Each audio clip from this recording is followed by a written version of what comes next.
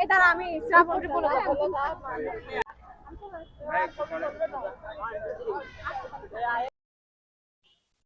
আমরা পিতা কেটে আজকের অনুষ্ঠান উদ্বোধন করব।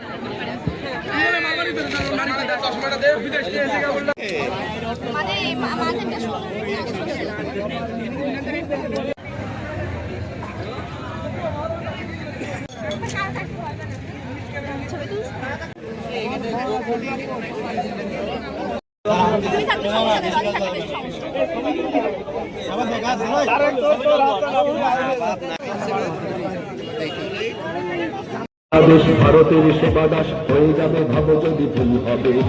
বাংলাদেশ এটা সিকিম নয়। ভাই তা তা তা তা তা এ বিন্দু ভাই। সরকারি মাহতাবুদ্দিন কলেজ কালীগঞ্জ ঝিনাইদহতে এই প্রথমবারের মতো অনুষ্ঠিত হলো পিঠা উৎসব, যেটা আয়োজন করেছে বাংলাদেশ ইসলামী ছাত্র শিবির।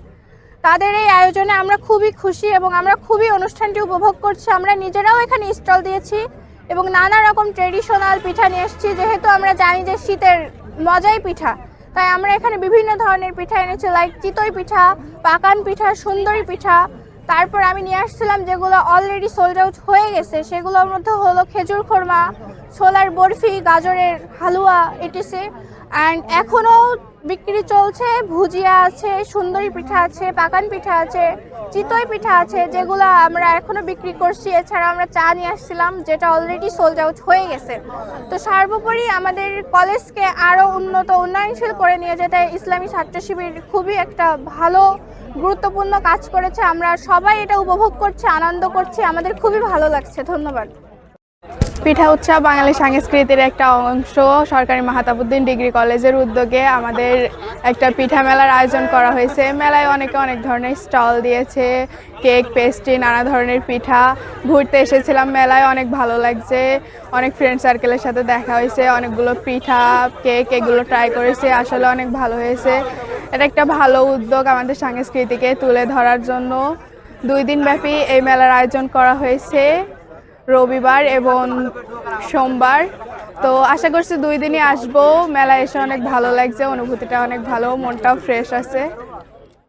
আপনারা নিশ্চয়ই অবগত আছেন, বাংলাদেশ ইসলামী ছাত্র শিবির সরকারি মাহতাবুদ্দিন কলেজ শাখা কর্তৃক 2 দিন ব্যাপী পিঠা ও প্রকাশনা উৎসবের আয়োজন করা হয়েছে। আজকে যেটির প্রথম দিন 4 জানুয়ারি, এটি আসলে আমাদেরকে অনুপ্রাণিত করেছে। কালীগঞ্জের সকল শ্রেণী পেশার মানুষ, সকল ধর্মমতের ঊর্ধ্বে মানুষ এই পিঠা উৎসবে অংশগ্রহণ করেছে।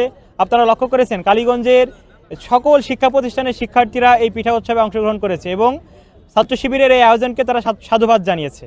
আমাদের আজকের এই আয়োজনে মোট 14টি পিঠা স্টল ছিল, যেটি আসলে খুব চমৎকারভাবে সাড়া ফেলছে এবং আপনারা দেখতে পাচ্ছেন আমাদের পিছনে ছাত্র শিবিরের বিভিন্ন প্রকাশনা সামগ্রী বিক্রির জন্য একটি স্টল দেওয়া হয়েছে, সেটিও খুব চমৎকারভাবে মানুষ সাড়া দিচ্ছে এবং স্বতঃস্ফূর্তভাবে সেখান থেকে মানুষ বইগুলো সংগ্রহ করছে।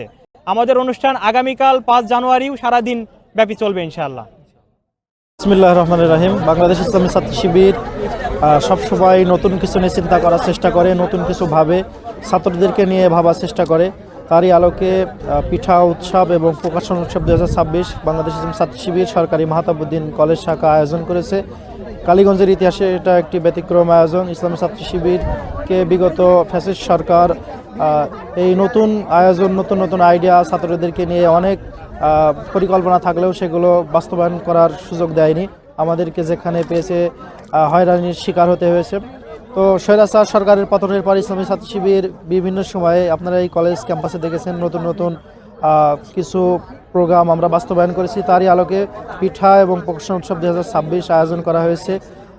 এখান থেকে আমরা সুস্থ সংস্কৃতির যে একটা বিকাশ ঘটানো সম্ভব এবং ইসলামী ছাত্র শিবির আগামীতে দেশ এবং জাতির জন্য ভালো কিছু উপহার দিতে পারবে, আমরা আশাবাদী। এখান থেকে আমরা সেই মেসেজ দিতে চাই। জি, ধন্যবাদ।